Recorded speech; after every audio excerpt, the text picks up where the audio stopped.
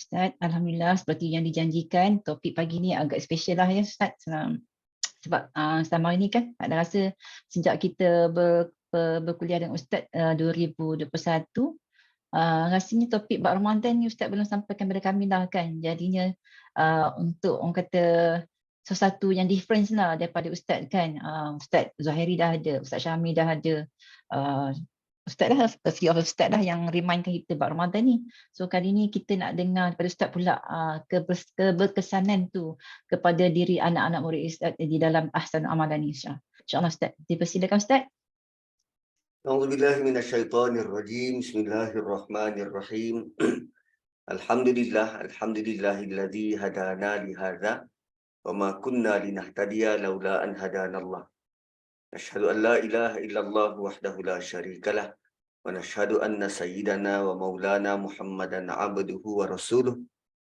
Allahumma salli wa sallim wa barik ala Muhammad wa ala ali Muhammad kama sallaita ala Ibrahim wa ala ali Ibrahim fil alamin innaka Hamidum Majid. Rabbi shrah li sadri wa yassir li amri wahlul 'uqdatam min lisani yafqahu qawli. Subhanaka la ilma lana illa ma 'allamtana innaka antal alimul hakim. Rabbi yassir wa la tu'assir, Rabbi tammim bil khair ya arhamar rahimin. Assalamualaikum warahmatullahi wabarakatuh. Alhamdulillah, puji dan syukur buat dan milik Allah. Salawat serta salam kepada Rasulullah sallallahu alaihi wasallam dan kepada ahli keluarga baginda, para sahabat dan mereka-mereka yang istiqamah di atas jalan agama ini sehingga hari kiamat. Saya sengaja gelapkan di gambar sebab ada backlight kat belakang. Tak pasang lampu. Dalam ni agak romantik. Gitu. Okey. So tentang puasa. Tentang puasa ni kita boleh sentuh dalam banyak sudut dan segi. Pertamanya dari sudut keperluan puasa itu sendiri. Tapi apapun, mari kita mengenali manusia kita ini. Kita ini terdiri daripada 4 perkara utama fizikal, iaitu jasad. Kemudian kita ada intelek, kemudian kita ada emosi, dan kita ada spiritual ataupun roh. So keempat-empat benda ni membentuk kita ni lah manusia. Dan bila arahan dari Allah Subhanahu Wa Taala untuk memberikan layanan yang ihsanan kepada mak bapak, dia kena menyentuh 4 perkara ni. Ahaduhuma au kilahuma. Ahaduhuma, salah satu daripada keduanya, atau kilahuma, keseluruhan kehidupan dia, tubuh badan dia, intelek dia, emosi dan spiritual. Itu arahan dari Allah. Bagaimana kita perlu menyantuni mak bapak kita. So, keseluruhan benda ni kita perlu ambil kira. So, manusia terdiri daripada 4 benda ni, dan jika salah satu daripadanya mengalami sakit, marad, sakit. Kalau hati itu sakit, kita perlulah rawat menggunakan pendekatan hati. Kalau emosi dia sakit, maka rawatlah menggunakan pendekatan emosi. Sakit emosi, dia tak jalan kalau kita makan Panadol. Sakit intelek juga tak jalan kalau sekadar kita bagi makan pucuk kayu. Sama juga sakit fizikal, kita sapu air Yasin, tak jalan. Tak jalan. So, setiap dimensi ini kita perlu settlekan dia berdasarkan keperluan dia itu sendiri. So, bila kita tengok pula ayat tentang puasa,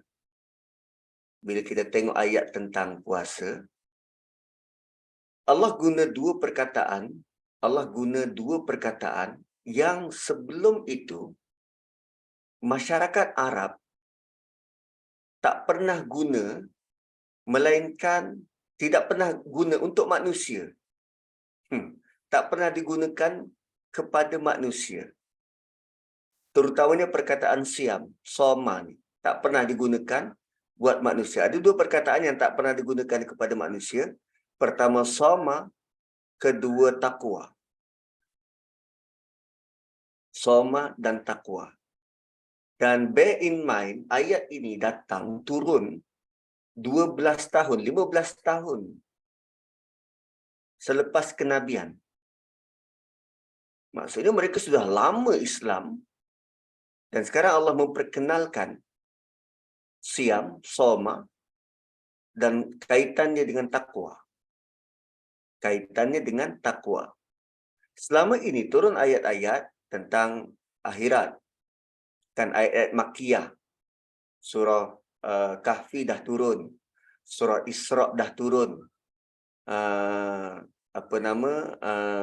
Surah An-Nisa dah turun. Surah Musabbihat dah turun.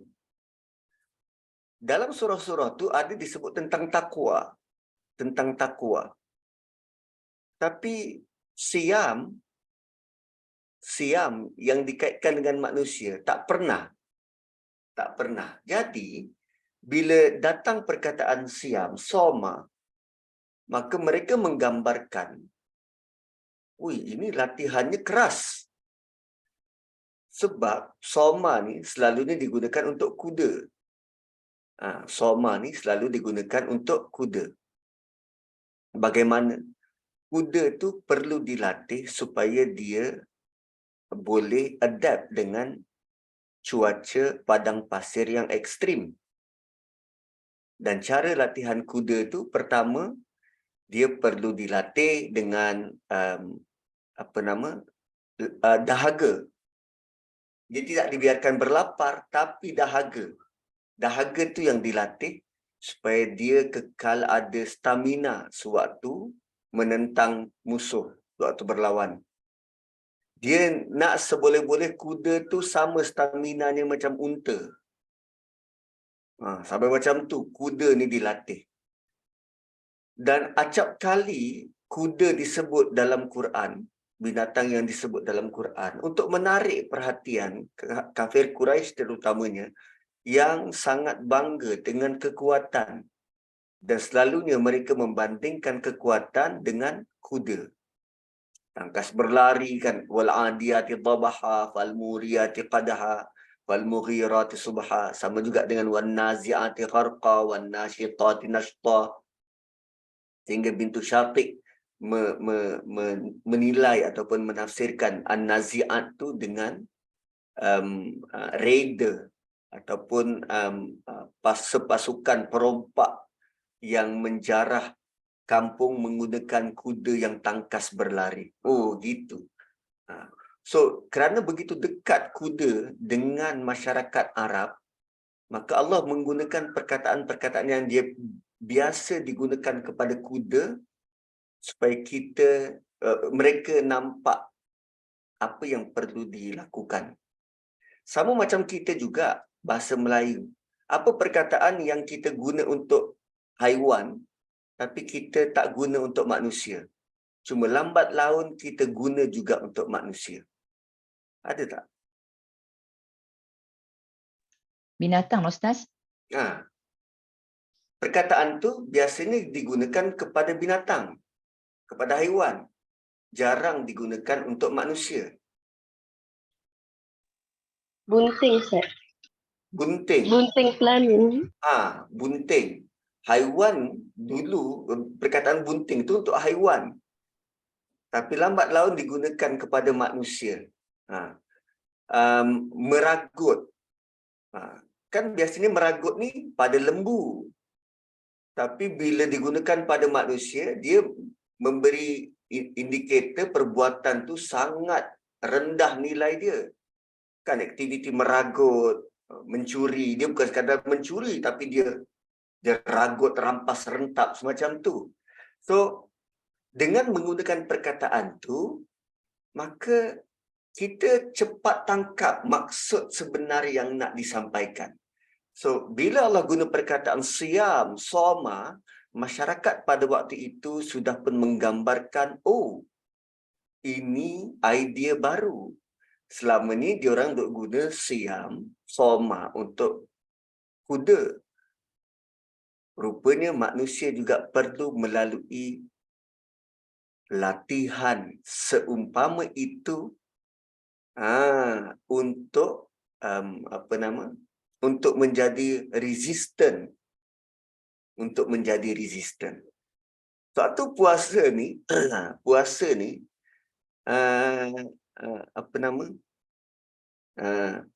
dianggap begitu mencabar dalam masyarakat waktu tu. Dianggap begitu mencabar dalam masyarakat waktu tu. Dan bila Allah kata kama kutiba 'alal ladzina min qablikum, seperti mana telah diwajibkan kepada orang-orang sebelum kamu. Seperti mana telah diwajibkan kepada orang-orang sebelum kamu. Walaupun arahan ini kelihatan berat, tapi rupanya mereka tidak berseorangan. Mereka tidak berseorangan. Orang dulu pun puasa. Nabi Daud berpuasa, Nabi Zakaria berpuasa, Nabi Isa berpuasa. Yang paling penting Rasulullah SAW sempat berpuasa sekurang-kurangnya 9 kali. Baginda melalui Ramadan 9 kali. Kita berapa kali dah kita lalu?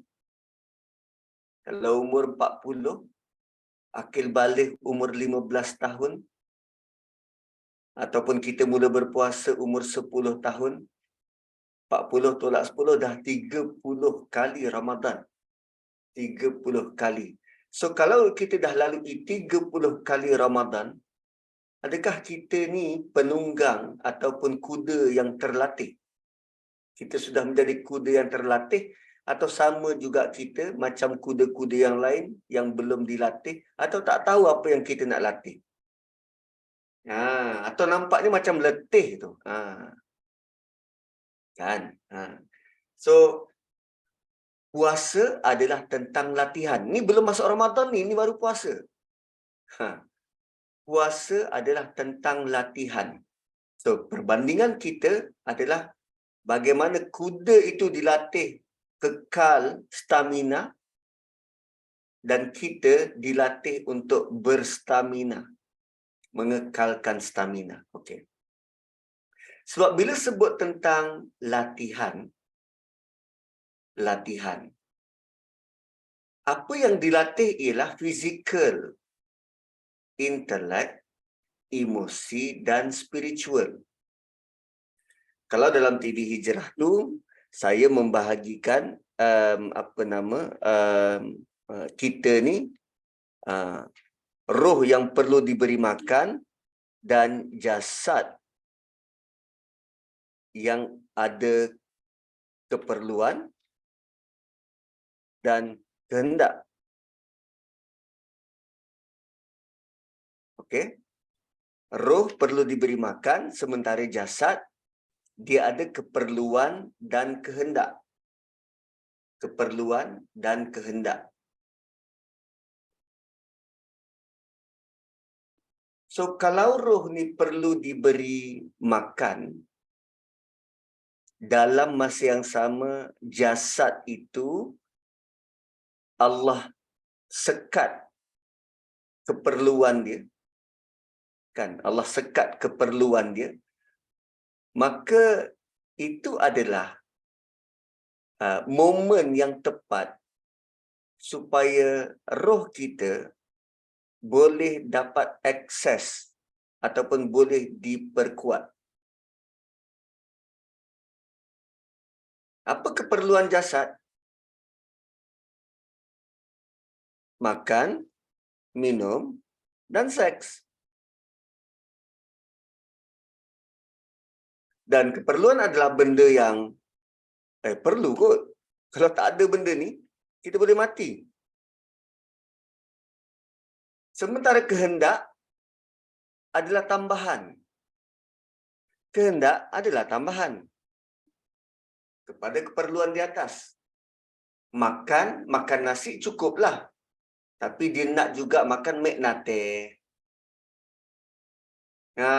Minum air suam cukuplah. Tak, dia nak juga air katira. Kan? Kalau seks, dengan yang halal cukuplah. Tak, dia nak juga bergaul bebas.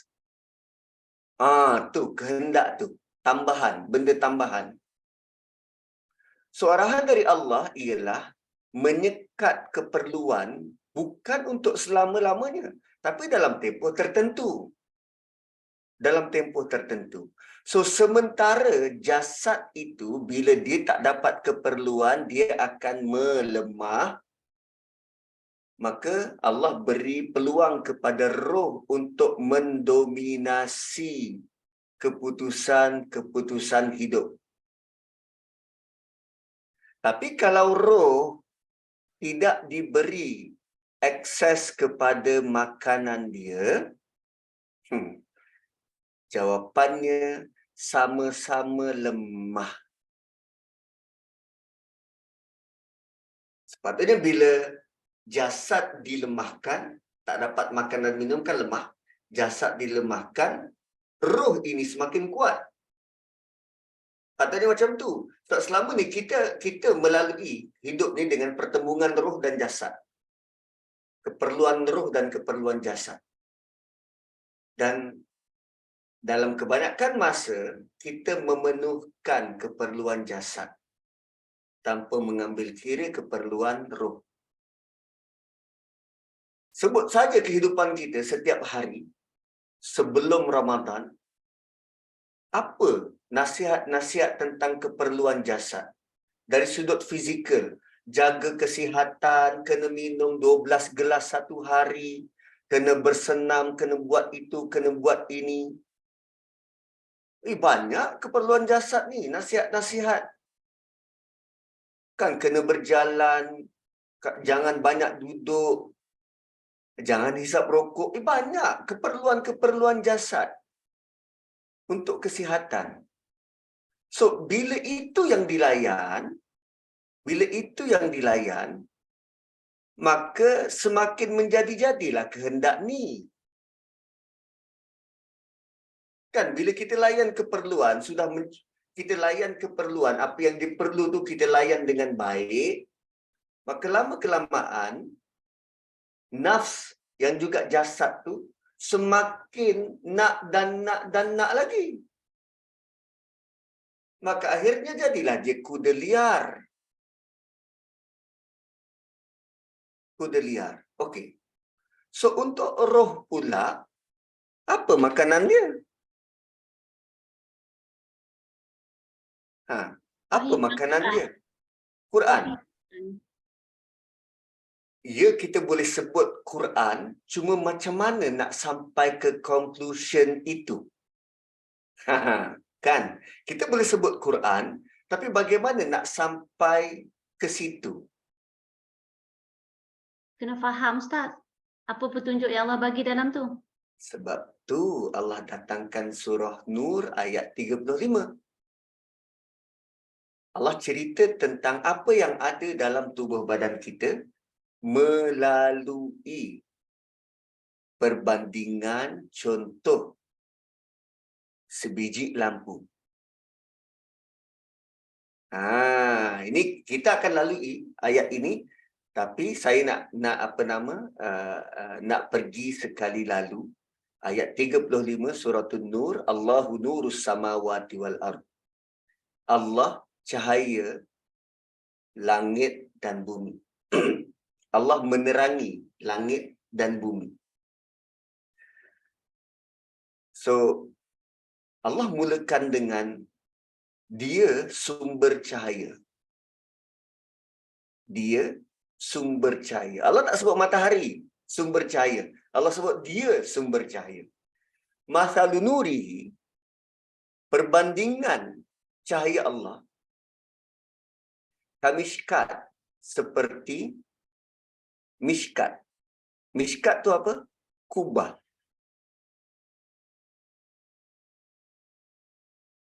Mishkat. Tak ada pula gambarnya. Cuba tengok. Geluk kan Ustaz, orang sebut geluk kaca tu. Macam dulu-dulu punya lampu dulu yang ada lampu di dalam geluk kaca tu. Mishkat. Mishkat ni kubah. Ni. Dom. Kubah. Mishkat ni kubah. So, fiha misbah. Perbandingan cahaya yang Allah ada, sumber cahaya, dengan kita, kamishkatin fiha misbah. Sekarang ni Allah cerita cahaya kita. Seperti kubah, di dalam kubah itu ada misbah. Misbah ni apa? Misbah ni lampu minyak tanah. Misbah. Kenapa disebut misbah? Misbah ni pula geluk kaca.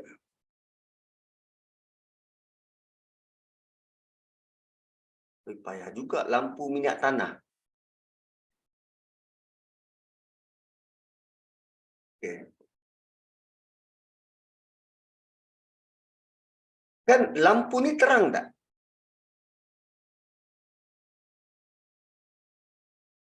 Lampu ni tak terang. Dia bila kita nyalakan, dia punya kekuatan tu macam cahaya waktu subuh. Rumah kita kan macam suasana subuh kalau kita hidupkan lampu ni. Dia taklah terang macam lampu Kalimantan tu.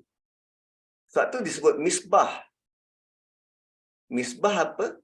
Seperti waktu subuh. Kamishkatin fiha misbah. Ada satu kubah, di dalamnya ada lampu minyak tanah yang dia terang tu macam waktu subuh. Al-misbahu fi zujajah. Lampu itu di dalam zujajah, dalam geluk kaca. Lampu tu ada kaca. Zujajah, kaca. Dan kaca dia tu, az-zujajah tu, ka'annaha kaukab. Kaca dia tu sudah sangat clear dan terang macam bintang. Belum lampunya. Ni baru kaca. Kacanya tu sudah memantulkan cahaya yang terang. Kacanya tu bersih. Kacanya tu transparan. Kacanya tu tak pernah dihinggap oleh sebarang kotoran. Az-zujajatu ka'annaha kaukabun durriyun. So, geluk kaca itu sangat jernih, terang, laksana bintang yang bersinar cemerlang. Yuqadu min syajarah. Dia punya bahan bakar dia. Bahan bakar dia. So, bahan bakar ini, bahan bakar ni Allah kata mubarakah. Yuqadu min syajarati mubarakah. Bahan bakar dia didapati terhasil daripada pokok yang berkat. Apa bahan bakar lampu tu tadi? Dia dari pokok yang berkat, minyak daripada pokok yang berkat. La syarqiyah wa la gharbiyah. Minyak itu dihasilkan mendapat nutrisi yang tidak putus-putus sepanjang hari. Maksudnya macam mana? Pokok zaitun kan hasilkan minyak zaitun. So bayangkan pokok zaitun yang tegak, berdiri, yang dia daripada pagi sampai petang dapat sinaran matahari 100%. So kalau kita buat ladang zaitun Tak kala matahari terbit, boleh jadi pokok kat tengah-tengah tak dapat cahaya matahari. Pokok paling kanan akan dapat cahaya matahari. So bila matahari terbenam, pokok paling kiri dapat cahaya matahari. So tidak semua pokok dapat 100%. Pokok ini dapat cahaya matahari 100%. Dia pokok tunggal di situ. So dia ada mishkat, ada kubah, dia ada lampu misbah, dan dia ada bahan bakarnya zaitun. Bahan bakarnya zaitun. Dan bahan bakar ini super flammable. Bahan bakar ni super flammable. Yakadu zaituha yudhi'u walau lam tamsas hunar. Hampir-hampir minyak itu boleh menyala sendiri walau tidak disentuh api. Tu flammable. Sangat kalis api bukan. Flammable apa? Mudah terbakar. Sangat mudah terbakar. So mishkah ialah kita punya tulang rusuk. Misbah hati kita. Dan Allah kata hati kita ini dia bagai geluk kaca yang bersinar macam bintang. Hati itu by default bersinar macam bintang. Zaitun ialah roh kita. Kerana roh kita pernah berada bersama Allah, dapat nutrisi 100%. Dan roh ini datang dari Allah, sangat flammable. Sangat mudah terbakar.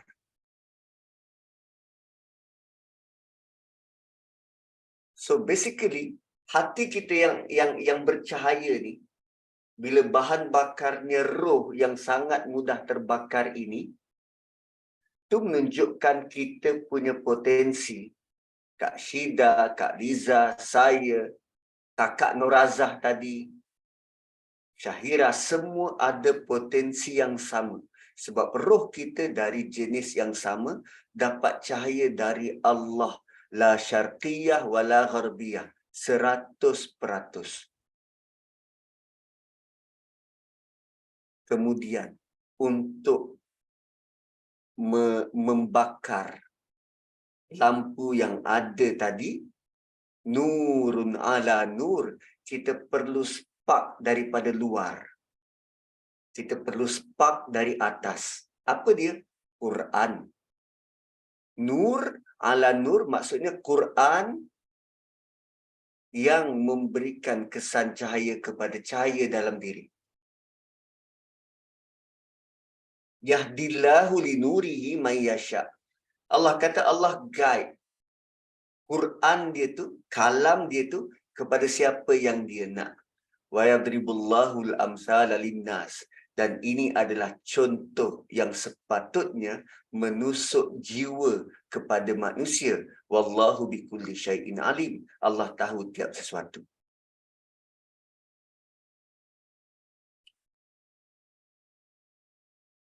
So, roh perlu diperkuat dengan Quran. So, bila sebut tentang Quran, barulah kita jumpa ayat 185 surah Baqarah. Tadi di awal Allah sebut tentang puasa. Macam mana jasad perlu ditekan keperluan dia tu. Bukan ditekanlah kot. Perlu dilemahkan dengan tidak beri sebarang keperluan. Paling asas bukan sampai ke bulur pun. Bukan sampai dehydrated pun. Dan ancaman-ancaman terhadap mereka yang sengaja melanggar tetap beri keperluan pada jasad pada siang Ramadan, ancamannya berat. Contoh seks bulan Ramadan. Berapa? Apa dia kafarah? Puasa 2 bulan berturut-turut. Sedangkan yang kita langgar 1 hari. Tapi dia punya ancaman puasa 2 bulan berturut-turut. Makan dan minum. Nabi pernah diperlihatkan orang yang diancam di neraka, mereka yang berbuka awal. Berbuka awal. Tak berpuasa. Kaki digantung, terbalik, mulut dan bibir koyak kerana tidak puasa. So hanya mendahulukan jasad, maka dia punya balasannya tinggi. Dan kita boleh bayangkan juga begini, tuan-tuan. Cuba tengok, kata cuba tengok tapi tak dibagi tengok, belon panas. Okey, belon panas. So, belon panas ni, dia kan ibarat macam roh dan jasad. Belon panas, kalau kita tak panaskan dia, dia tak akan naik.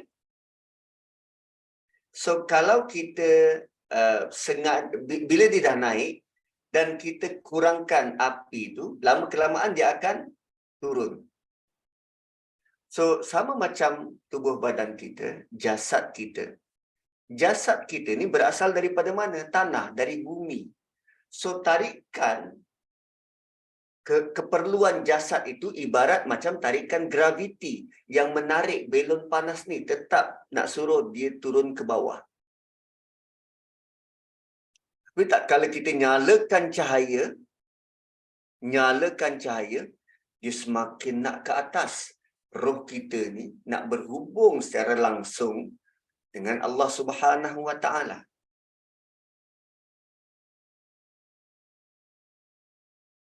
Sebab tu proses melepaskan beban dunia.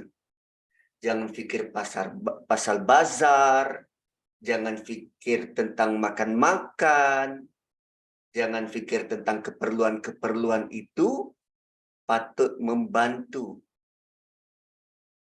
untuk melemahkan jasad dan menguatkan roh. Okey, settle tentang kalau kita dicucuk untuk ambil darah, masuk ubat, tak batal. Sebab yang membatalkan ni kalau kita masuk melalui rongga terbuka. Rongga terbuka. Sebab tu titis air pun tak batal sebab mata bukan rongga terbuka. Kalau cucuk ambil darah tu tak batal. Masukkan ubat. Walaupun ubat yang kita masukkan tu drip, menjadikan perut kita kenyang. Tak batal. Sampai macam tu. So, kita nak masuk pula, kita nak tengok pula 184. Tadi 183 dah settle kan? Siam tu tentang latihan. Kita mengekang keperluan diri dan menguatkan roh. Sama macam latihan kuda. Kuda tu perlu dilatih supaya dia kekal berstamina dan tahan panas. Dia ada 2 latihan. Satu tak diberi minum, satu lagi dibiarkan pada terik mentari biar kulit dia tu tahan panas. Itu siam. Kemudian bab takwa. Takwa kita dah ulas banyak kali dah tentang takwa. Dia konsep untuk jaga diri. So, kalau kita tahu keperluan puasa tu bagaimana untuk melatih kuda tu, maka kita tahulah part mana yang kita nak jaga diri. Part mana yang kita nak jaga diri. Dekat situlah timbulnya kita punya panca indera tu. Apa yang perlu dijaga adalah panca indera kita. Kuda liar yang ada dalam tubuh badan kita ni sering memperkuda panca indera kita untuk dapat apa yang dia nak. Nah, kan macam mata, kalau kita duk tengok TikTok, tengok Shopee, banyaklah benda yang kita nak. Kalau tak tengok, kita tak terfikir benda tu. Tapi sebab kita duk scroll, tengok satu-satu, macam cantik lah, nak lah. Tu, baru timbul nak tu. Asalnya benda tu kat dalam je. Dia dormant. Dia dormant. Tapi bila mata kita melihat, baru timbul nak. Nak lah. Nak tu, nak ni. Kan kalau tanya anak saya, kenapa? Kenapa dia buat macam tu? Sebab nak. Dia memang menjawab jawapan daripada nafsu tu sendiri. Sebab nak. Dia tak ada alasan lain. Sebab nak. Memang nak. Kenapa buat adik macam tu? Sebab nak. Nak pukul. Dia punya jawapan sebab nak. Kemudian, itu 183. Harapannya supaya kita bertakwa. Dengan latihan tu kita dapatlah. Kita tahulah cara nak jaga diri. 184 adalah tentang undang-undang.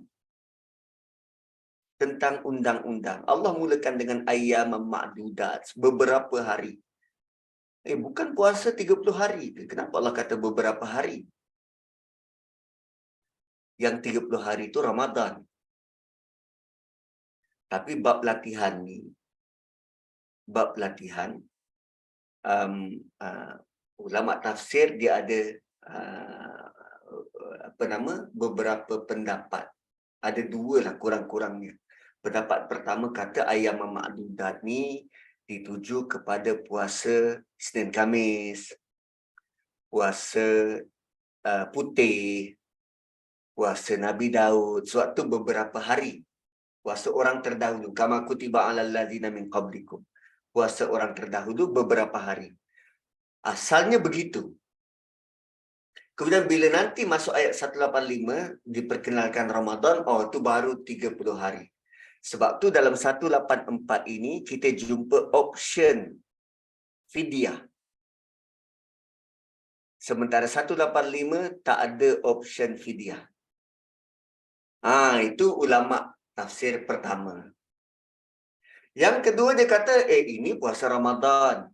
Cuma untuk menggalakkan manusia ni sebab berlatih kan. Berlatih, Allah tak nak menggambarkan puasa ni berat. Allah cuma kata beberapa hari je.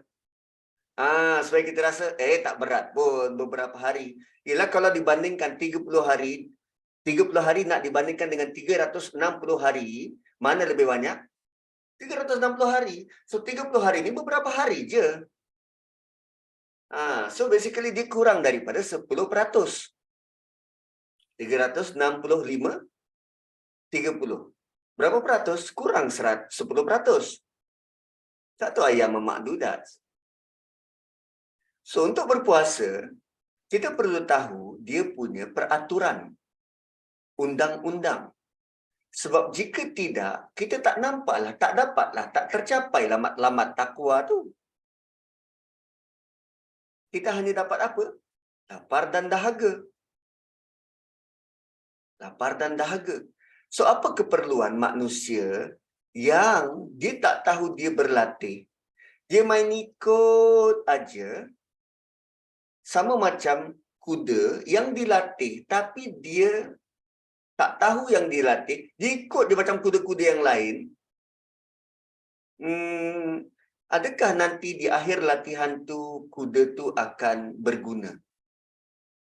Tak. Baik disembelih dan buat barbecue. Sebab kuda tu tak berfungsi sebagai kuda yang sepatutnya. Sama macam kita. So, kalaulah kita berlatih, kita disuruh berlatih, dan kita tak tahu pun yang kita berlatih.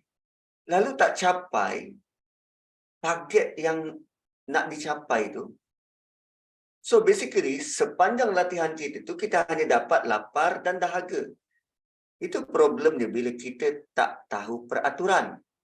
Tak tahu undang-undang. Satu Nabi kata, Siapa yang puasanya gagal menahan diri dia daripada apa? Buat maksiat, gagal kawal dia punya percakapan, perkataan. So, puasa dia tu tidak dikehendaki melainkan hanya lapar dan dahaga.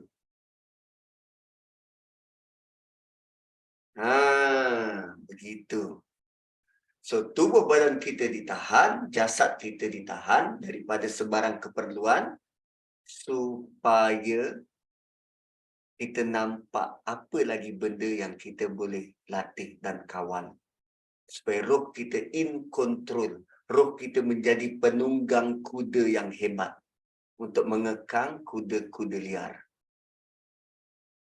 So, di sini juga Allah sebut tentang sakit dan safar. Kenapa tak ada benda lain? Kenapa tak ada benda lain? Sebab sakit dan safar adalah alasan paling utama untuk tidak berpuasa. Masyakkah paling utama. Sakit dan safar. Kan tadi belum apa-apa dah tanya pasal cucuk darah, ambil ubat. Itu kan tentang sakit. Dan bab safar pula, ulama kata, kalau dulu okeylah bermusafir naik unta bagai. Kan 2 marhalah tu memang sangat sukar. Sekarang ni bermusafir naik Porsche, naik Cayenne. Kan? Naik kapal terbang. Mana nampak masyakkahnya?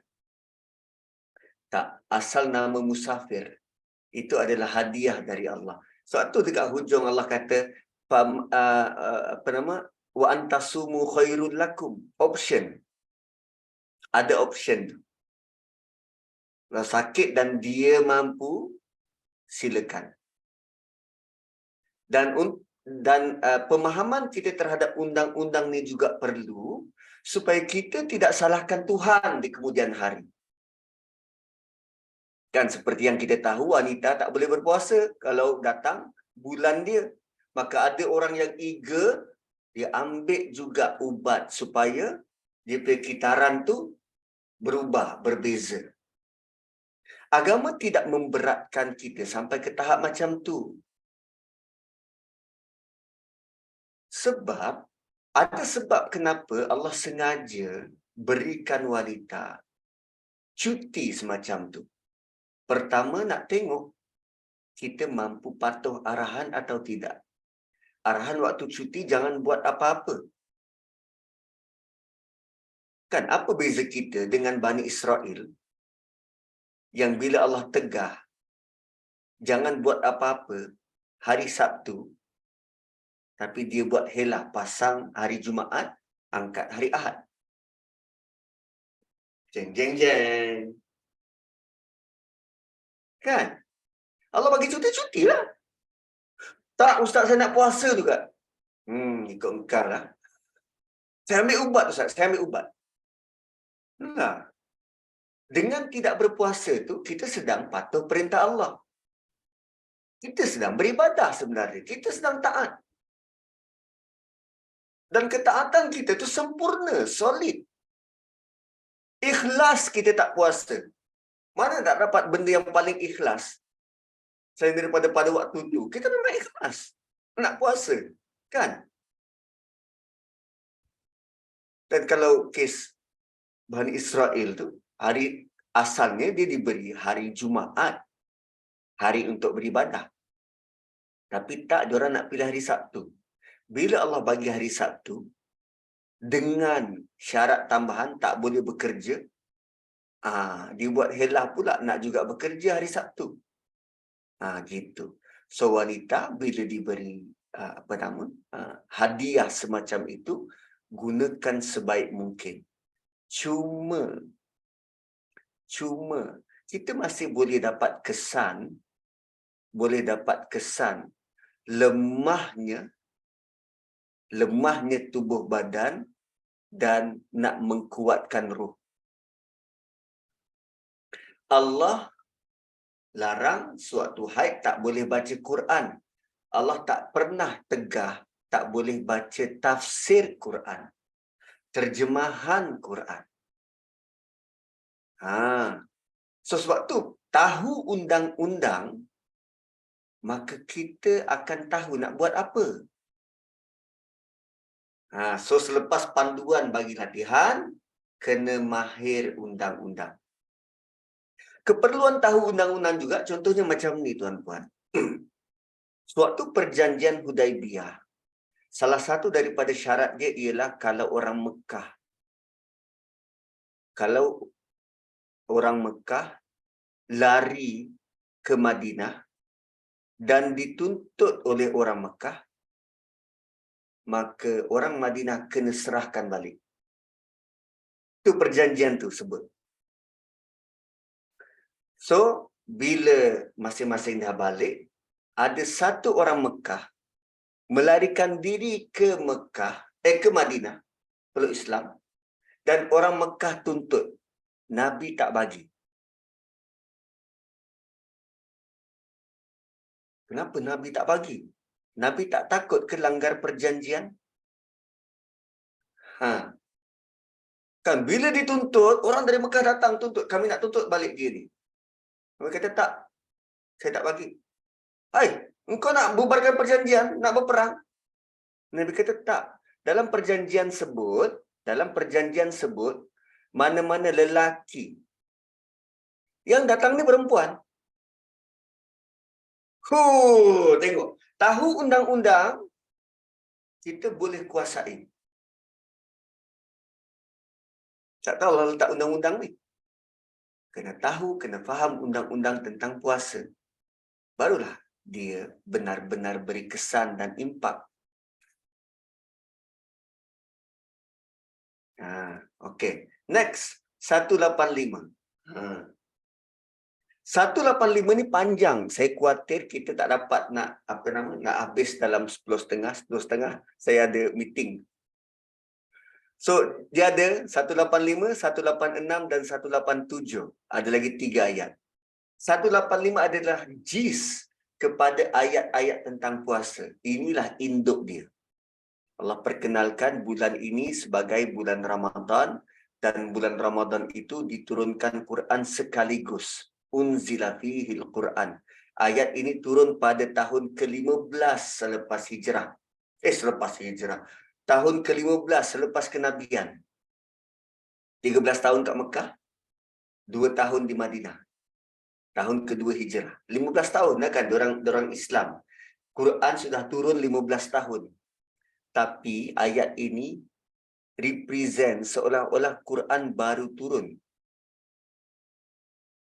Kerana Allah perkenalkan semula apa itu Quran pada sahabat.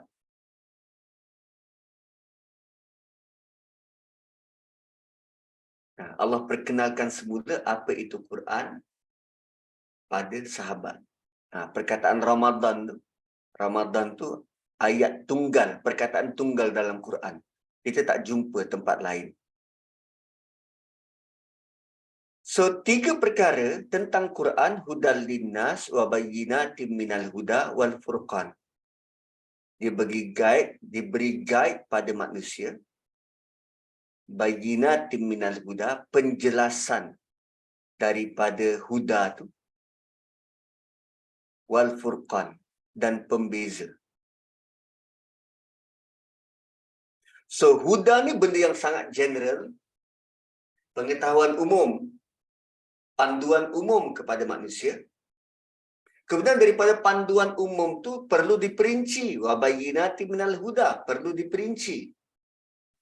Dan setelah kita dapat perincian, barulah kita boleh bezakan yang mana baik, yang mana tak baik.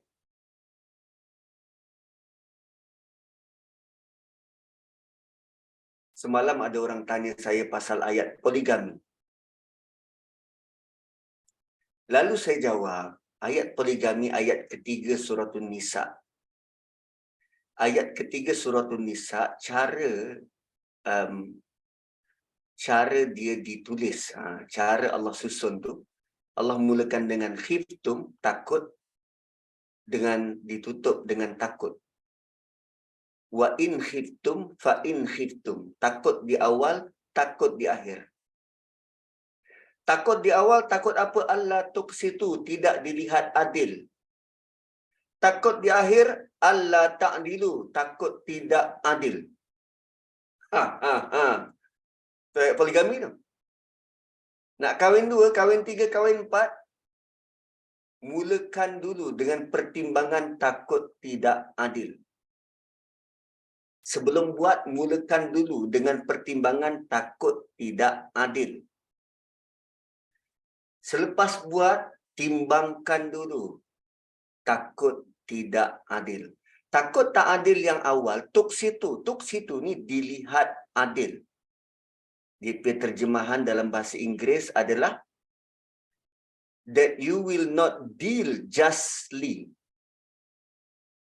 Tidak berlaku adil. Tidak dilihat sebagai berlaku adil. Berlaku adil pada siapa? Anak-anak yatim. Kenapa anak yatim? Bukan cerita pasal poligami ke? Ya, yatim. Yatim adalah perkataan khusus kepada mana-mana anak-anak yang kematian ayah. Itu bahasa Arab. Anak yatim ialah mana-mana anak yang kematian ayah dipanggil yatim. Tapi kalau kematian ibu, ayah masih ada, itu gelarannya lain. Saya lupa. Gelarannya lain. So, kalau kita takut tidak berlaku adil kepada anak-anak yatim yang kematian ayah, apa maksud tak berlaku adil pada anak yatim? Kita tak dapat bantu, tak dapat tolong, tak dapat beri kasih sayang, tak dapat beri perhatian, takut tidak berlaku adil, kahwinilah ibu dia.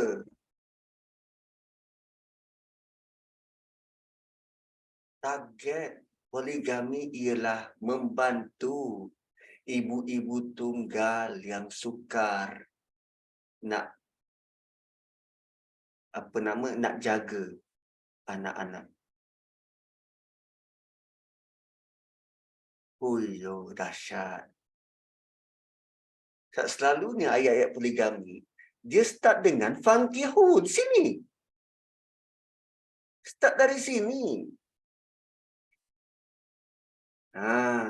Kenapa sampai poligami pula? Oh, contoh. Bayyinatin minal huda. Contoh. Barulah kita boleh buat furqan. Pembeza. Kan? So, kalau tanya, Ustaz nak poligami tak? Saya tak takut. Saya tak takut tidak berlaku adil pada anak yatim. So, saya tak perlu tahu tentang mak dia. Tentu. Saya tak takut tak berlaku adil pada anak yatim, so saya tak perlu mengahwini mak dia. Saya lagi takut bini saya lah. Lebih kurang macam tu lah. Kan?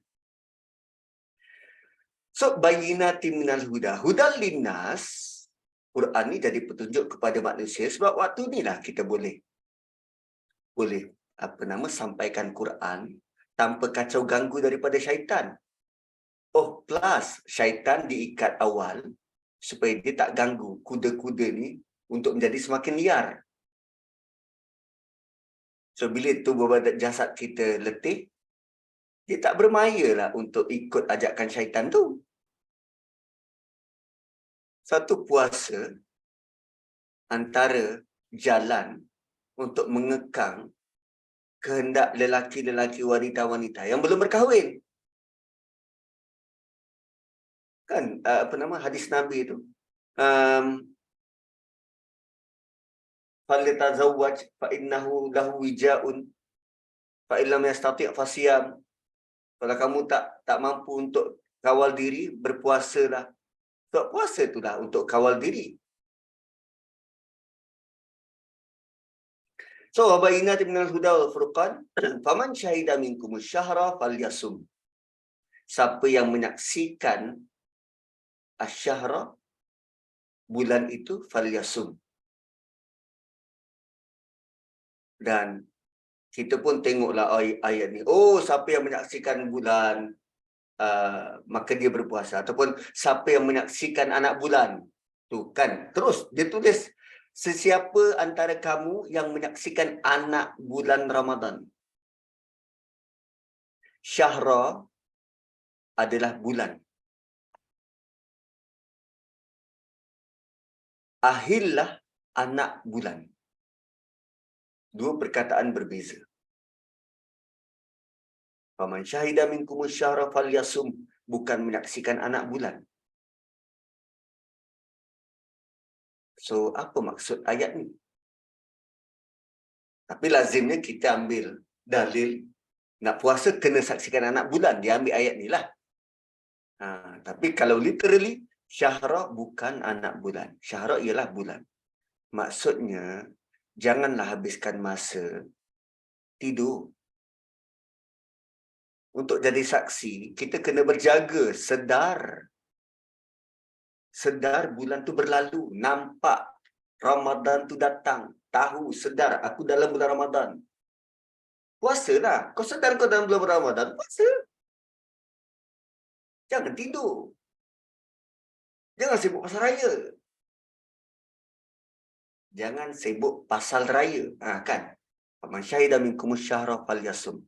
Wa man kana maridan aw ala safarin fa iddatun min ayamin ukhra. Kalau dia sakit atau dia bermusafir, dia boleh ganti dengan hari yang lain. Cuma di sini tak ada option fidyah. Atas ada option fidyah. Why? Sebab seolah-olah Allah nak bagi tahu, ini kalau betul-betul kau tak rapat lah. Ini bukan sebagai option untuk keluar daripada tak berpuasa. Ini jika benar-benar kritikal, sakit berpanjangan mungkin. Kan musafir yang benar-benar sukar. Ya, dia musafir naik kapal terbang, tapi dia transit kat satu tempat dan dia, dia kena repair kapal. Kerjanya tu berat. Musafir dia naik Porsche Cayenne nak ke Melaka, tapi tengah jalan tayar pancit, bukan satu tayar, 2-3 tayar. Dia pula yang kena tukar tayar tu semua, kena berjalan kaki jauh. Masyaqqah yang benar-benar berat. That's it. Ada jalan keluar itu. Tapi bukan seperti di atas. Ada fidyah bagai. Gitu. Sebab ada orang yang mengambil kesempatan itu. Atas alasan dia sakit, dia tak puasa, dia bayar fidyah.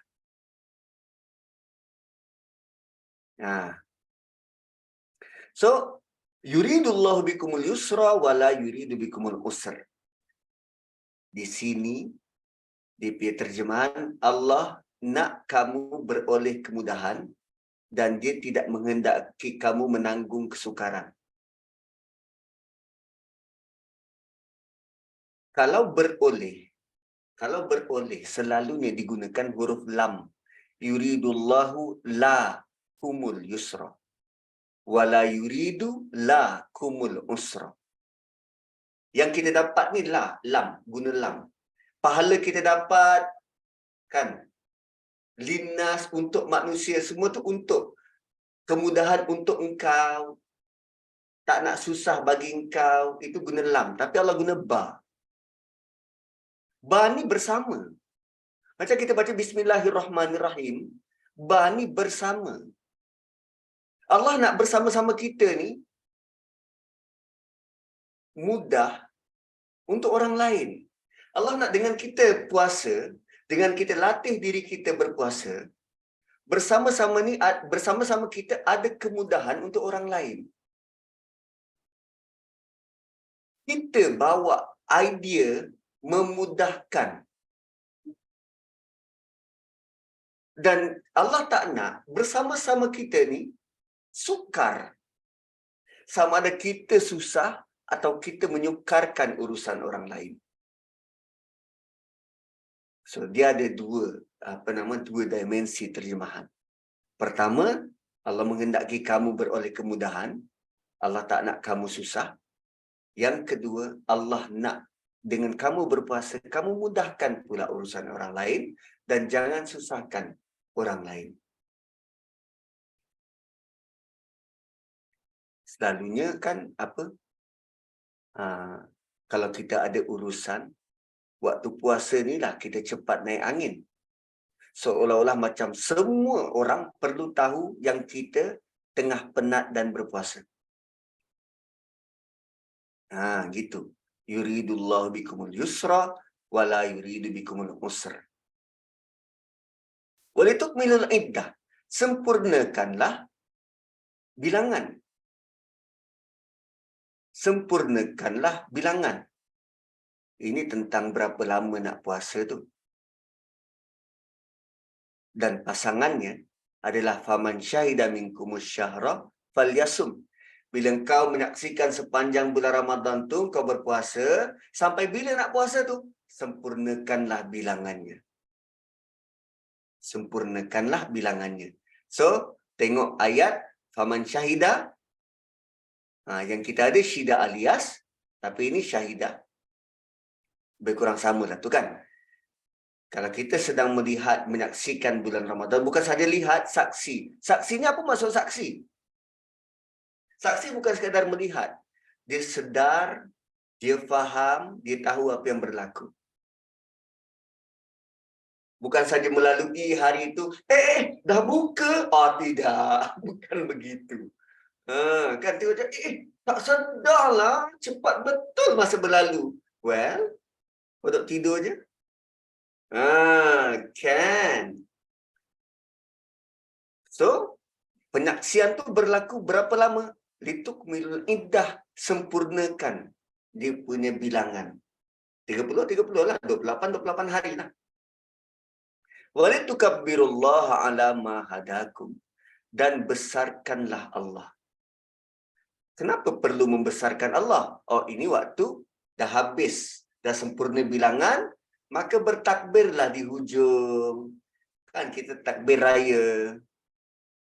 Sekarang nak tanya, kenapa takbir raya?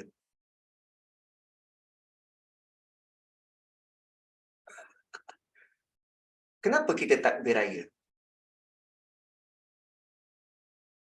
Sempurnakan, okey.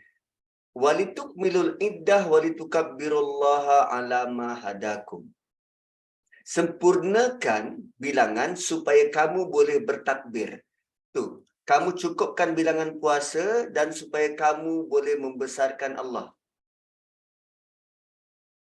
Kita takbir kerana kita dapat sempurnakan bilangan. Dan takbir Allahu Akbar, Allahu Akbar. Apa maksud takbir? Maksud pertama, takbir ialah Allah lebih besar. Sebab kalimah dia dalam bentuk nakirah. So, dia dikira sebagai komparatif. Boleh dibandingkan. Berbeza dengan Allahul Akbar, Allah yang paling besar, atau Allah Maha Besar, Allahul Akbar, yang itu bentuk makrifah, ada alif lam, dialah paling besar, tak ada lebih besar dari itu. Tapi bila sebut Allahu Akbar, dia lebih besar. So sekarang ni, bila kita sebut Allahu Akbar, Allah lebih besar, Allah lebih besar dari apa? Allah lebih besar dari kehendak kita nak makan dan minum. Allah lebih besar daripada keperluan biologi kita daripada buat hubungan di siang hari Ramadan. Allah lebih besar dari apa yang kita lihat besar sepanjang hidup kita. Dan itu yang pertama. Yang kedua, cuba kita tengok bila para sahabat sebut kalimah takbir ni.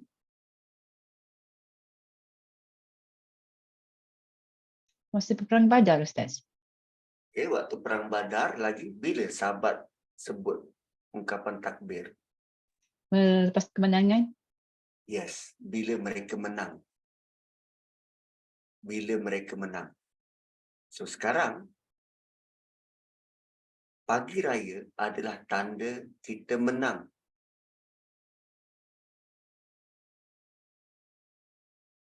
Tuan-puan, kalaulah Kak Harinah dah keluar ke tu? Okey. Katalah kita ni kita ditugaskan untuk jaga seorang anak autism. Berapa lama? 1 bulan. Apa kita punya task? Pastikan dia kenal huruf A sampai Z di akhir bulan. So, kita tahu autism ni pelbagai.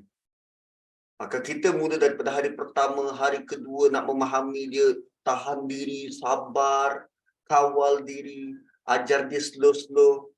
Sampailah hari ke-30 dan diuji. Maka kanak-kanak tu dapat sebut daripada A sampai Z tanpa tertunggang terbalik. Maka itu jam kita rasa apa? Berjaya. Berjaya. Apa yang kita berjaya sebenarnya? Kita berjaya latih bukan sekadar kanak-kanak tu, tapi kita berjaya latih diri kita. Sabar kita semakin meningkat, cara kita semakin baik. Kan banyak yang kita rasa grateful kan? Kita rasa bangga dengan diri kita dapat laksanakan task. Sama juga macam ni. Tak kala habis bulan Ramadan, kita takbir tu kerana kita mengenangkan sukarnya perjalanan aku setiap hari dalam bulan Ramadan nak latih diri aku ni, nak menjadi penunggang kuda yang berjaya menjinakkan kuda liar.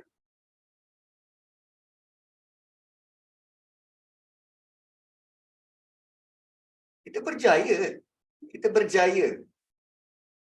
Dan wala'allakum tashkurun. Tadi dah takbir. Sekarang syukur pula.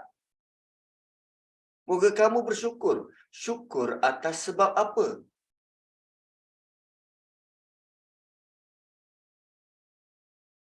So, dimensi ketiga takbir ialah bila Allah kata walitukabbirullaha ala ma hadakum, kamu membesarkan Allah kerana dapat petunjuk dia. Mana petunjuk tadi Allah sebut petunjuk? Ke atas.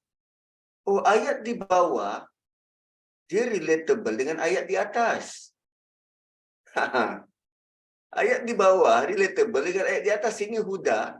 Sini huda. Allah sudah bagi huda di atas. Engkau besarkan Allah lah kerana Allah beri engkau hidayah. Allah beri engkau Quran. So, bila diberi Quran, la'allakum tashkurun. Bersyukurlah dengan Quran tu.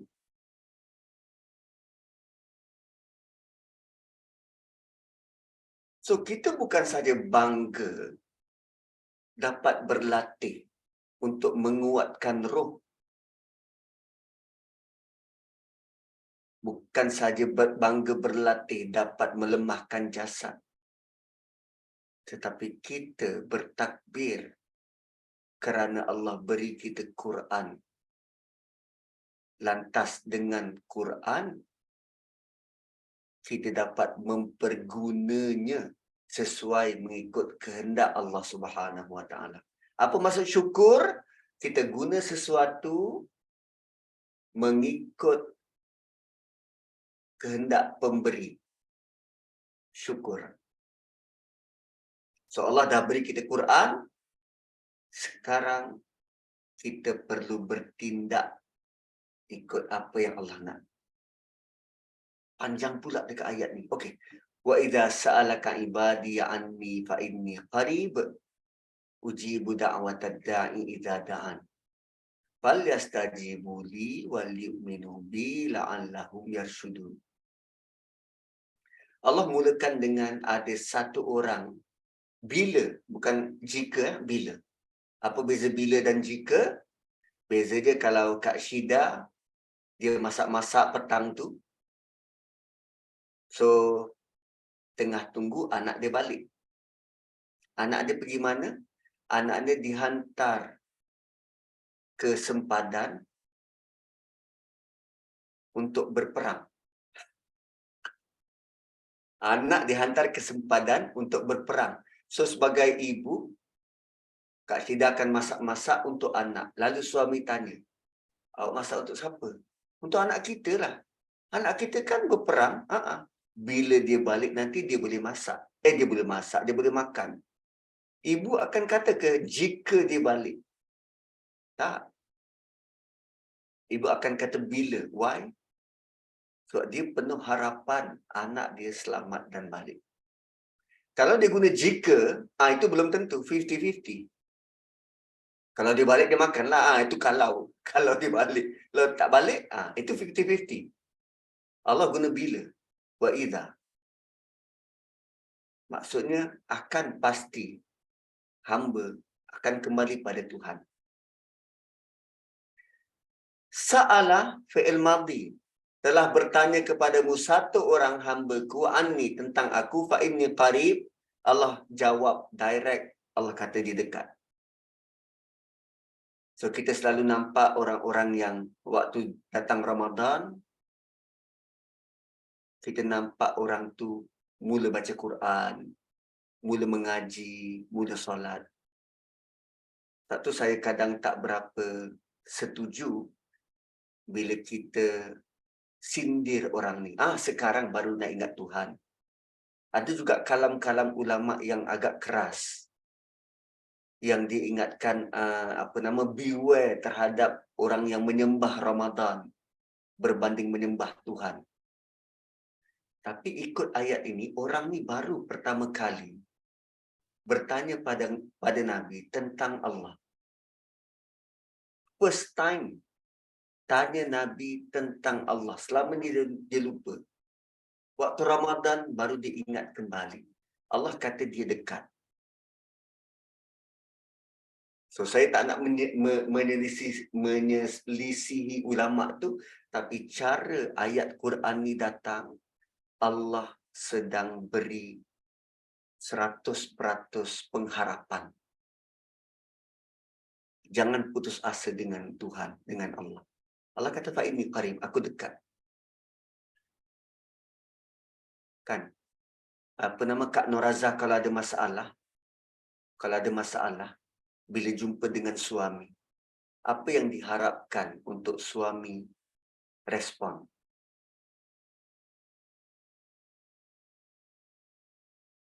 Adakah semata-mata diharap, ya abang faham? Tak, kita bukan nak faham tu. Bila kita sedang sedih, kita kosong, kita ada masalah, apa benda yang perlu kita nak sebenarnya? Kita bukan nak dia faham. Positive answers, Ustaz. Positive answers. Tapi paling penting kita nak dia dekat. Sebab tu, nada orang memujuk, datang sini. Apa masalah ni? Kan dekat. Keberadaan dia tu, dia ada tu, dah cukup dah. Maka Allah jawab, fa inni qarib adalah bentuk solusi paling segera, paling tepat ketika orang sedang mencari Tuhan. Dan Allah tak perintahkan Nabi, qul fa inni qarib. Katakanlah wahai Muhammad, aku dekat. Tak. Allah bypass Nabi dan terus jawab, pada hamba itu aku dekat. Ujibu, aku jawab. Da'wata, setiap doa. Ad-da'i, setiap individu. Ad-da'i alif lam. Ma'rifah, Allah kenal, Allah tahu, Allah jawab. Setiap, each and everybody, each and everyone, setiap individu. Iza da'an, ketika dia berdoa. Bila dia berdoa. Kalau dalam ayat lain, Allah guna waqala rabbukum ud'uni astajib lakum. Rabbukum ud'uni, qala rabbukum, Allah berkata, ud'uni, berdoalah kepada aku, astajib lakum. Dua orang.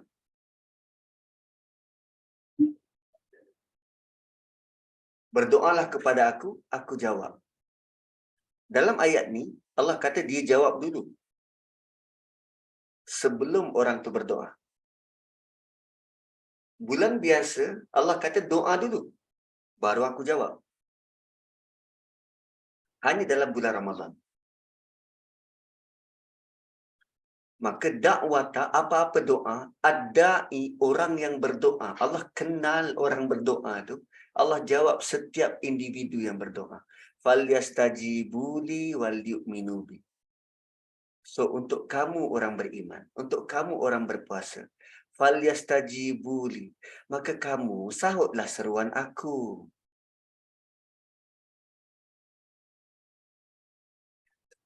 Okey? Kita dengar dulu, sahutlah seruan aku. Kamu orang beriman, kamu orang yang membaca Quran ni, sahutlah seruan aku. Wal yu'minu bi, berimanlah dengan aku. La'allahum, moga mereka-mereka, orang-orang yang mencari Tuhan, mereka-mereka, orang-orang yang mencari Tuhan, yarsyudun, dapat petunjuk yang tepat. Kamu orang beriman, kamu sahutlah seruan aku. Kamu berimanlah pada aku. Sebab kesan kamu buat begitu, ada ramai lagi orang lain yang akan dapat panduan petunjuk yang tepat kerana kamu dah sahut seruan aku, kamu beriman dengan aku. Kalau kamu tak buat, macam mana orang lain tu dapat petunjuk?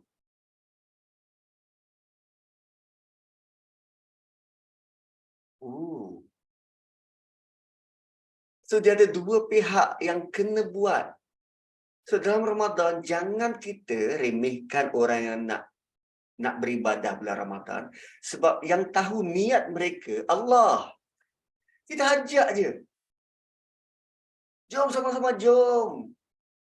Jom berdoa, jom. Jom ibadah, jom. Tak kisahlah dia tak pernah sampai surau ke, tak pernah nampak muka ke, bawa je, ajak je.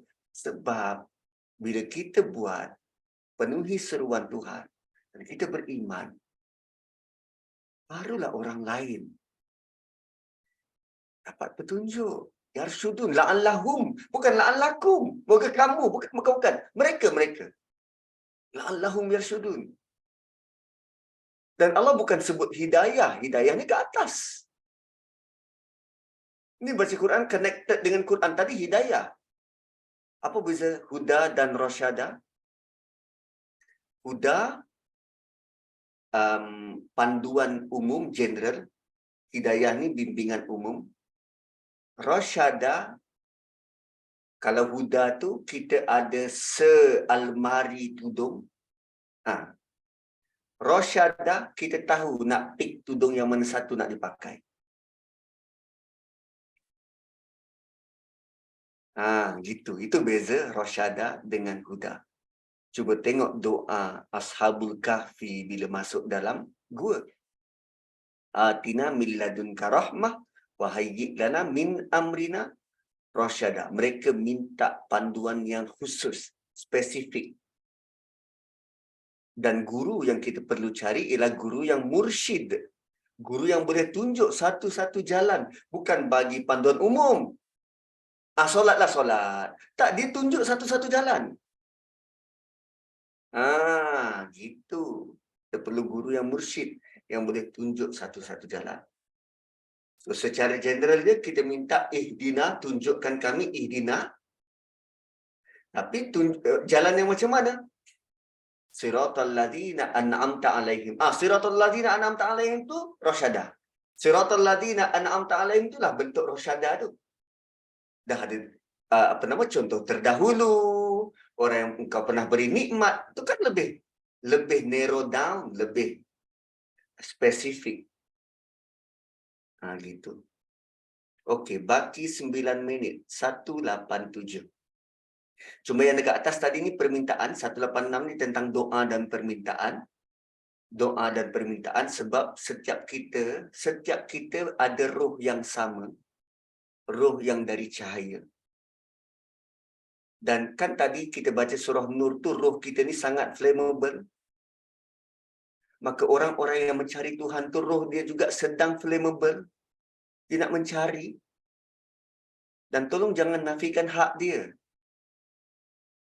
Kita sudah dapat berhubung dengan Quran. Dia juga nak merasai nikmat tu. Suatu saya Saya punya azam ialah siapa saja yang nak belajar tentang Quran, nak tadabbur tentang Quran, yang jemput saya, yang nak minta apa nama? Minta sama-sama nak belajar ni, saya terima tanpa sebarang syarat. Nak bayar ke tak bayar ke, lantaklah. Yang penting kita boleh dapat sampaikan. Sebab dia punya roh sedang meronta-ronta nak connected dengan Quran tu. So kita bawa lah, jom kita connect sama-sama. Itu. Jika tak, buat apa kita pandai seorang-seorang? Dan jom connect sama-sama. So ayat 187 panjang, tapi basically 5 baris. 3 baris. 3 baris. Sampai ke sini adalah tentang hubungan seks suami isteri. Daripada sini, uhilla lakum, sampailah jim yang kedua ni. Sampai ma kataballahu lakum wa batagu ma kataballahu lakum adalah hubungan antara suami dan isteri. So bulan Ramadan, tolong jangan asingkan suami isteri untuk 20 hari pertama. Tolong goda suami, suami tolong goda isteri 20 hari pertama.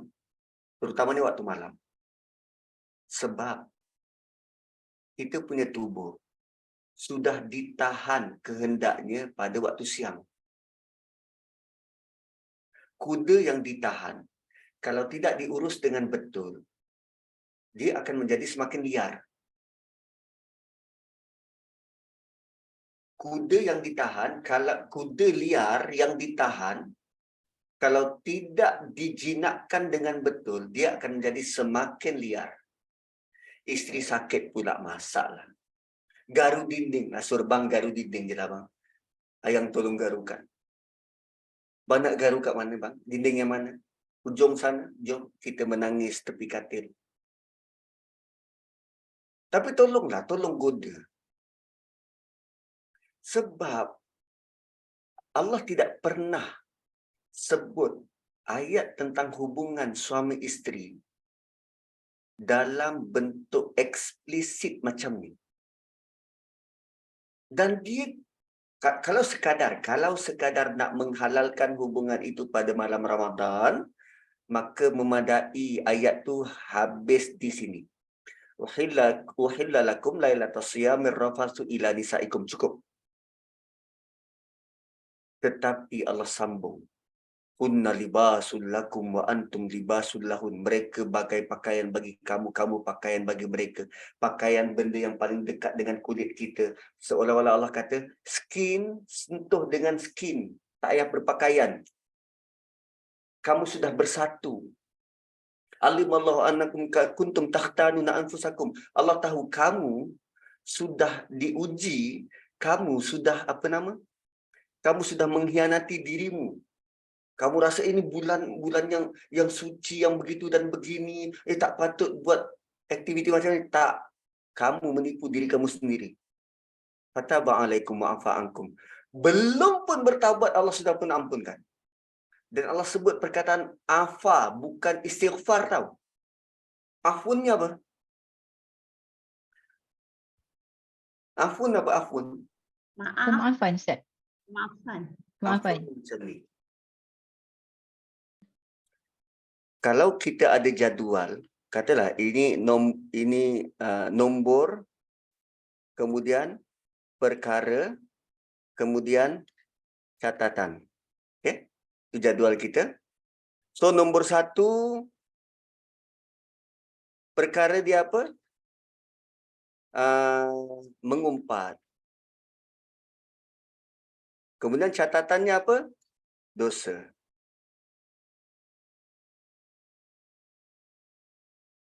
Kalau kita istighfar, dosa ni hapus. Tapi mengumpat tu masih ada dalam buku.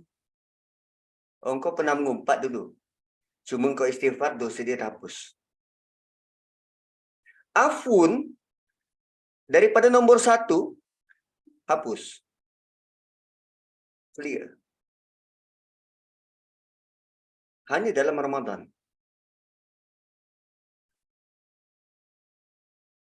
Hubungan suami isteri, Allah hapuskan dosa. Ui, gila. Fataba alaikum wa'afa'ankum. Kau bertaubat, Allah hapuskan dosa. Fal'an, sekarang. Bashiruhunna. Dia punya terjemahan kat bawah ni, setubuhilah isteri-isteri kamu. Bashiruhunna. Itu bahasa manusia. Bahasa yang lebih berlapik. Fal'an bashiruhunna, bergembiralah dengan isterimu. Wabtaghu ma kataballahu lakum. Apa maksud wabtaghu ma kataballahu lakum? Carilah apa-apa yang telah ditetapkan oleh Allah bagi kamu. Apa maksud dia tu? Kalau boleh sampai dapat anak pun tak apa. Tu. Wabtaghu ma kataballahu lakum. Carilah rezeki yang telah Allah tetapkan buat kamu. Panjang gila. Paling eksplisit. Dalam bulan paling suci. Ui, arahan ni bukan main-main. Sebab, kenapa? Kerana institusi perkahwinan adalah institusi yang Allah paling suka untuk kita kekalkan. Syaitan dari sejak zaman Nabi Adam, dia nak hancurkan institusi. So, tatkala syaitan sudah diikat, tolong perbaiki balik hubungan suami isteri. Dengan cara macam mana? Tolong perbaiki balik. Sebab kesan dia, la'allahum yattaqun. Kalau kamu sudah boleh jaga hubungan suami isteri, maka mereka di luar sana juga akan ambil contoh untuk jaga pasangan dan jaga diri masing-masing. Nah, sampaikan pada anak. Dia basyiruhunna bukan semata-mata hubungan tu, tapi kekalkan rasa kasih sayang dan cinta. Bergurau senda, cuba buat-buat pick up line. Selalu kita nampak pick up line ni dipopularkan dalam rancangan lawak. Dibuat dalam masyarakat. Sepatutnya hubungan suami isteri penuh dengan perkataan tu. Romantik dan romantis. Pick up line. Saya malam semalam tengah-tengah rehat. Kan tarawih kan banyak rehat. So saya rehatlah sementara nak sambung sembahyang yang lain. Tengah-tengah rehat tu orang rumah pula kepenatan tidur. So bila tidur sampai rakaat ke berapa ya? Ke 14 ke 16 macam tu. Saya tengah rehat, dia tiba-tiba bangun, dilunjurkan tangan, terus pegang saya. Dah orang tengah ada wudu. Kan, memang angin lah. Saya terus bangun, pergi ambil wudu. Langsung tak tegur dia. Lepas tu bila malam nak tidur, anak saya yang kecil ditanya, "Dik, tadi Daddy marah Mami ya?" Tak adalah. Kenapa Daddy marah? Daddy marah Mami semata-mata kerana wuduk je. Tersentak member. Daddy marah Mami semata-mata wuduk je. Terus saya ingat ayat ni. Sangat menginsafkan. Dia bukan sekadar banyak akal, tapi cara dia sebut tu. Semata-mata wuduk jadi marah Mami. Insaf bapak dia. Insaf. So, bila baca balik ayat ni, wow. Yalah, malam-malam Ramadan, tolonglah bergurau senda. Bangkitkan rasa seronok dengan pasangan, seronok dengan anak-anak.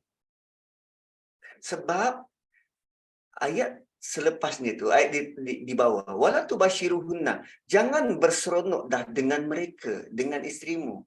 Wa antum aakifuna fil masajid. 10 malam terakhir. Engkau dah mula iktikaf, dah stop. Dah start iktikaf kat masjid, sudahlah. Tengok, Allah bagi 20 hari pertama, 10 hari terakhir. Dan tilka hududullah, itu semua daripada ayat 183, itu semua adalah hudud Allah, fala taqrabuha, jangan langgar. Jangan hampiri untuk langgar. Kadzalika yubayyinullahu ayatihi linnas la'allahum yattaqun. Kalau kita berjaya buat semua ini, manusia yang lain akan juga berusaha nak jaga diri macam kita jaga diri. Sebab kesan dia pada masyarakat. 10.32 saya kena berhenti dulu, ada meeting jabatan. Saya minta diri dan minta maaf banyak-banyak tak dapat nak teruskan, dan saya serahkan kembali kepada moderator. Okay, Ustaz, terima kasih Ustaz. Ustaz boleh left group lah kan, sebab Ustaz ada urusan penting kan. Terima kasih Ustaz ya atas perkongsian ilmu hari ini. Pada ayat 186 tu ada satu benda yang nak tanya, tak apalah Ustaz. Fokus pada Ustaz dulu, nanti insya-Allah next class kita ada tanya. Ustaz. Terima kasih Ustaz ya. Terima kasih. Terima kasih. Assalamualaikum warahmatullahi wabarakatuh. Assalamualaikum Ustaz. Okay. Pas macam tak puas kan? InsyaAllah dah saya pada ayat 187 tu baru faham maksud sebenar. Betul lah. Kan? Tadi sebenarnya Subhanallah. nak tanya Ustaz, sebab ada ayat 187 tu pun ada tentang takwa, ayat 183 pun ada tentang takwa. Kan Ustaz cakap kat kita tadi dalam surah Al-Baqarah ni daripada ayat 183 sampai 87 tu ada 4 kali la'an. Ada 4 kali bentuk harapan. Ayat 183 pasal takwa, ayat 186 pasal syukur, ayat 180 berapa ni pasal syukur tadi. Ayat 185 pasal syukur, ayat 186 pasal petunjuk, ayat 187 pasal takwa balik. Kan la'alla tu ada 4 kali yang Ustaz cakap tadi masa awal-awal tu, bentuk harapan kita supaya selepas daripada Ramadan ni, yang tu lah harapan yang kita nak dapat. Sebenarnya dari situ, tapi saya nak tanya Ustaz lah tadi. Next week, simpan next week. Kan simpan next week kan? Ustaz akan rasa kan minggu depan pun tak sambung tak macam kabut. Tak Ustaz, sebab tak apa, kita ada tanya soalan lah nanti Ustaz. Tak Yang 187 tu, more tu takwa tu daripada hubungan seksual suami isteri tu. Tapi kan perkenaan 187 tu, kita rasanya kat Syedah lah, dah belum dengar lagi dah. Yang berkenaan dengan Ramadan ni, kita kena tingkatkan kebesaran kita dengan suami kan, maksudnya. Itulah saya kata. Sebab kita bila kita puasa, bila puasa sahaja, benda-benda macam tu kita kena cut down lah, kena kurangkan lah aktiviti selain daripada tu. Tapi jangan jadikan alasan Ramadan puasa tu. Hadis Nabi pun iktikaf tu ikat kain, yang Nabi ikat kain tu pada 10 malam terakhir je. Yang awal-awal tu tak. Tu betul ayat. Maksudnya bila kita faham tu bulan puasa ni aktiviti tu macam kena slow down dah maksudnya kan. Tapi pada ayat ni bila Ustaz explain dan kita tahu benda ni besarlah peranan suami isteri tu kan. Sebab bukan, jangan jadikan puasa tu alasan. Benda masa muka walaupun puasa berpenat bekerja. Ayat yang muda-muda tu dengar.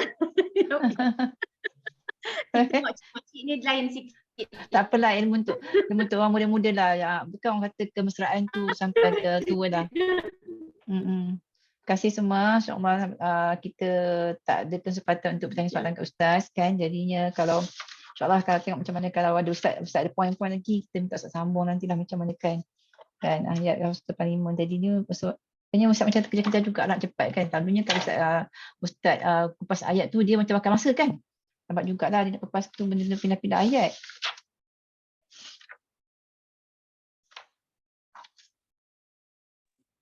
InsyaAllah kita sambung minggu depan.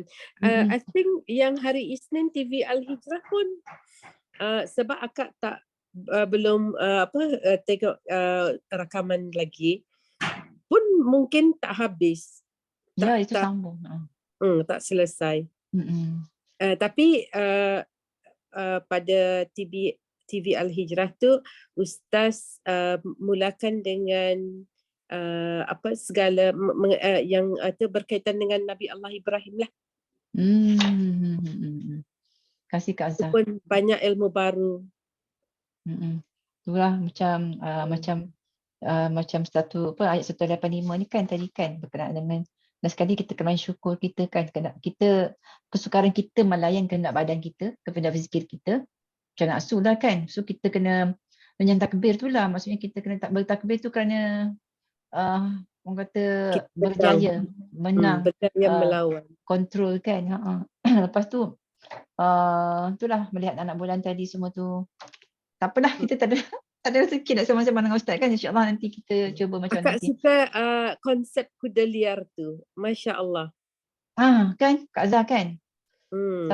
Satu lagi macam ayat 185 tu, I sama hari ni ada perasan cuma bila nampak anak bulan tu, perintahnya kita kena puasa kan bila nampak bulan. Tetapi Ustaz kata bagi tahu tadi macam apa?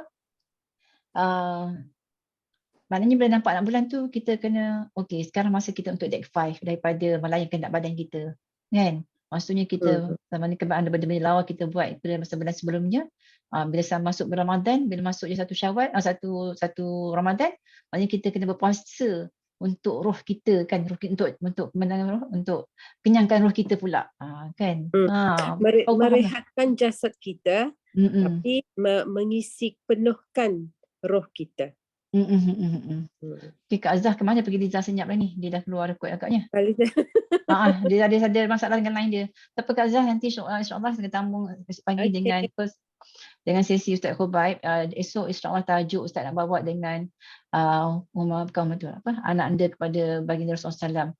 Sayyidina Fatimah ya radhiyallahu anhum. Ustaz Khubaib pagi siang ataupun malam? Siang pagi kan? Pagi. Bila Ramadan ni pagilah sebab siang tu macam malam slot kita kan. tarawih kan?